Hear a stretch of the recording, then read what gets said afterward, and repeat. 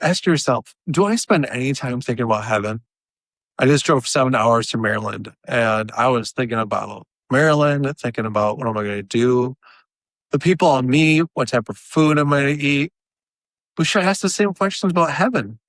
Personally, for me, I hope there's margaritas and Elvis and the band Queen and dinosaurs. So that's that's me. So moving on.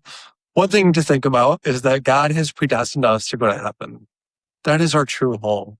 Until then, we are on a journey with God here on earth. We should be walking with Him to heaven. There we will be in perfect union with God. We'll be filled with peace and joy. It is important to remember the great gift from God called free will, which gives a person the freedom to live with God on earth through our thoughts, words, and actions, and to strive for holiness and to become a living saint. Free will also gives a person a freedom to live without God, and even to have the ability to create other gods like money, sports, and make themselves into a god, all of which are lies and will leave you empty inside. Because there is only one true God, but people can freely accept God or reject Him. This free choice will give us a preview of heaven or hell here on earth. And remember, the most painful part of hell is not fire or the fallen angels. It is the separation from God.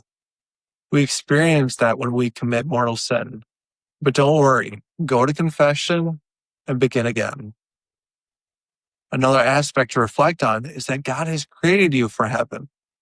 You are made in God's image. You are a child of God. We should also think about what Jesus said in the Gospel of John, chapter 14. In my Father's house, there are many dwelling places.